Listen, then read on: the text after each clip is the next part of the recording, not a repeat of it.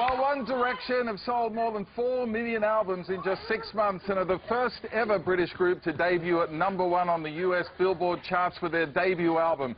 They're #1 here in Australia and in 13 countries, and they join us now for their first ever live Australian interview. Please welcome Louis, Harry, Liam, Niall and James, One Direction. Hello.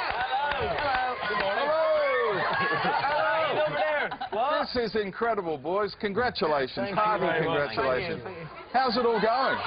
You having fun? Yeah, really good. I mean, it's amazing to even be here in Australia and have travelled this far. The plane journey was massive, but it's great to be here. Can I say, this is an amazing place. Yeah, You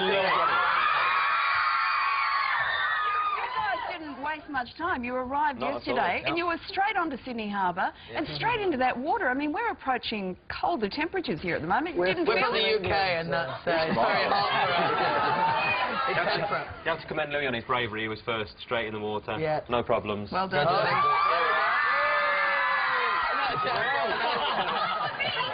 Now, yeah, it was pretty rough there. There was a little bit seasick and all. No seasickness? No. Everything was fine.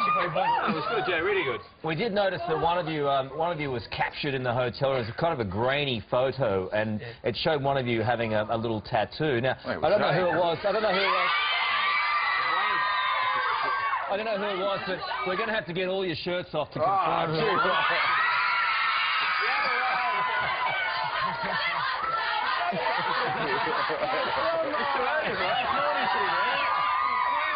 don't want to see that. I wouldn't exactly place a bet on that one, Harry, if I was you. Yeah, come on, guys, could you have imagined that things would end up like this at this stage in your careers when you first got together? I think, you know, when we first got put together, we were kind of taking the competition on the X Factor like week by week, just having a lot of fun. And you know, the stuff that we've done now is more than any of us could have ever asked for, and we're just having such a good time. It's amazing. We obviously have amazing fans. We owe everything that we get to do to them, so that they really are amazing. It's quite amazing how it's happened too, because I know that teenage girls are onto things much quicker than the rest of us oldies certainly are. But the transition to go from that show and become mainstream, and I think in several countries worldwide you're #1 now, that is a massive leap. Like a massive you know, leap. when you were reading there, like, saying that we had 4 million albums sold in 6 months, like, I literally got goosebumps. Because We didn't even. we don't really know what.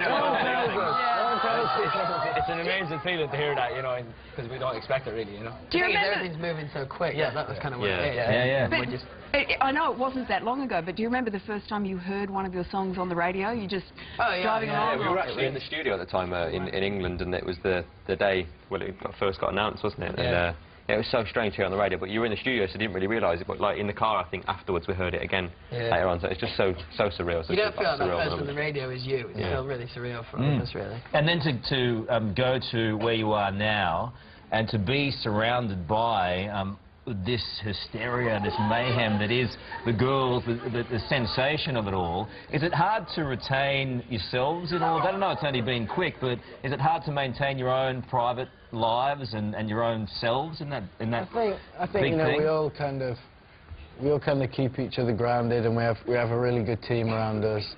And you know, our families are really supportive and really good at keeping us grounded. So I think, you know, it's important that we have each other for that.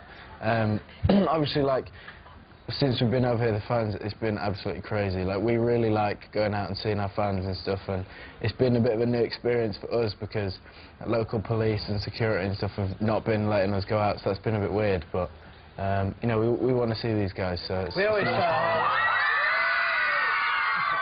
The only time we might not go out to see people is actually when their safety is at risk, and you know, we don't want to anything to happen to you guys.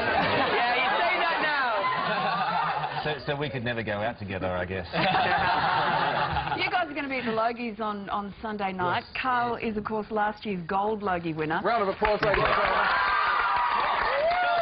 Can I just suggest, for the sake of not too many headlines, do not go out with this man on No, Sunday it's dangerous. It's dangerous. And don't worry, Logie is not kind of some weird condition that you can get by going out. It's actually in the Can I just please compliment your socks? I was listening. Thank you. Thank you. Look at those bad boys. That's a gold. Give it up for the socks. That's why you won. Thank you, thank you. That's a gold bogey right there. Hey, listen, we might go to the audience for a question or two. She's excited. We've got to do Hannah. We got Phoebe here. Go to Hannah first, Dickie. Yeah, Hannah's the No, superstar. go. Phoebe. Hello. When did you guys first develop an interest in music and performing? Bless you. It's when we were little, I think we all did like different things at school. I think mainly was the thing like just doing like little productions and How stuff. old were you? How old was I? Probably. Off the top of your head. Oh God, 12 or 13. Well, 10. Played Oliver in school play. 8. I was in school choir about 8. How about you, Harold? Yeah, about 9. I was like 16, so I'm... You're a late bloomer. Yeah. That's what they call me. Very cheeky look. Hey, we got Bailey over here too. Bailey, what's your question? What's the weirdest thing anyone's ever asked you or said to you? Somebody once asked to lick my face. Yeah, just... Did somebody ask to lick your eyeball as well? That was Harry, I think, that was. That was a strange night. Yeah, we won't go into that. Hey, Rebecca, you got a question? Who are your idols and why? Michael Bublé for me.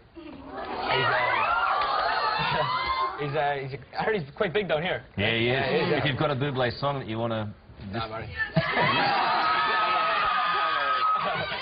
Yeah, he's just he's a great performer.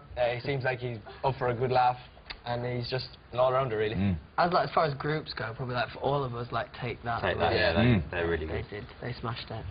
Michaela, Great what's your band. question, sweetie? How did you come up with the name One Direction? Great. Over to Harry's. Harold, that is so good name. I don't know how to But well, basically, like before we kind of met up for the first time to practice, we were just like texting each other like names constantly, and then I kind of thought what might sound good when the X Factor man said it. So then I text the boys that. Text the boys that, and then they all seemed to like it. So It was actually one of the first names. Yeah, it was the first Yeah, 10 names, yeah. isn't it? Cool. Crazy. Josie, what's your question?